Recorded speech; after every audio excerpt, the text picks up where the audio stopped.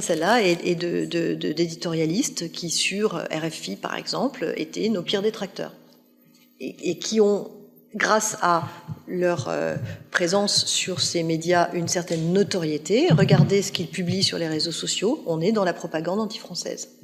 Or, ils sont crédibles puisqu'ils sont sur des médias que nous finançons.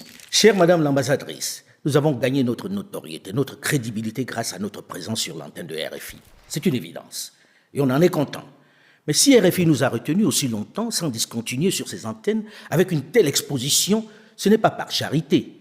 C'est bien parce que nous faisions de l'audience. Nos magazines ont toujours eu un succès renouvelé et ont contribué à crédibiliser RFI auprès de ses auditeurs. C'est donc un échange gagnant-gagnant et certains en Afrique nous reprochent d'ailleurs.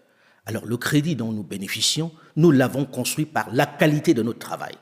Autrement, nous n'aurions pas passé une trentaine d'années, Claudie Siard et moi, en prime time sur ces antennes. En ce qui me concerne, 32 ans, dont 16 en quotidienne et 16 en bi-hebdomadaire, parfois avec 3 magazines différents dans la même semaine. Médias d'Afrique, Archives d'Afrique et Afrique Plus. Et plus tard, le débat africain. C'est un record sur cette antenne. Et tenez-vous bien, sans aucune plainte ou procès en diffamation, alors que je faisais des émissions sensibles de politique et d'histoire contemporaine. Alors, la crédibilité, je crois la mériter largement par mon travail. Et je suis parti volontairement pour faire autre chose de plus intéressant pour moi. Mes patrons en redemandaient, figurez-vous. Et Claudie Siard, qui est là depuis aussi longtemps que moi quasiment, malgré vos pressions, personne n'a osé lui demander de partir ou diminuer son temps d'antenne. Ce qui traduit le poids qu'il représente et le bénéfice qu'en tire RFI. On sait la pression que vous exercez dans le sens de le voir partir.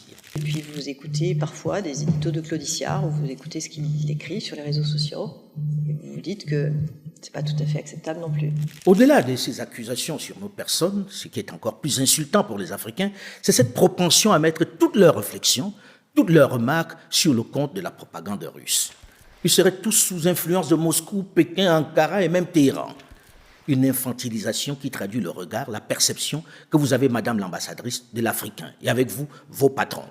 Madame l'ambassadrice, depuis la colonisation, beaucoup doit couler sous les ponts.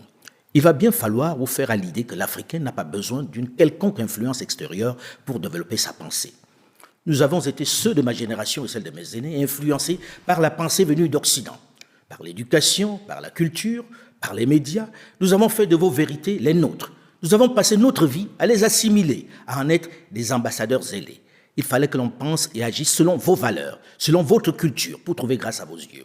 Nous sommes tous devenus des êtres mimétiques.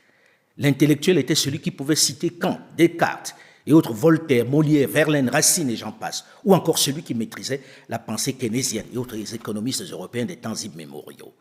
On se sentait grand, intelligent, parce que l'on maîtrisait la pensée d'un Adam Smith, d'un David Ricardo, d'un Thomas Malthus, des concepts certes importants dans votre environnement, mais totalement inadaptés aux nôtres, qui n'ont permis à aucun de nos pays de procurer le bonheur à ses populations.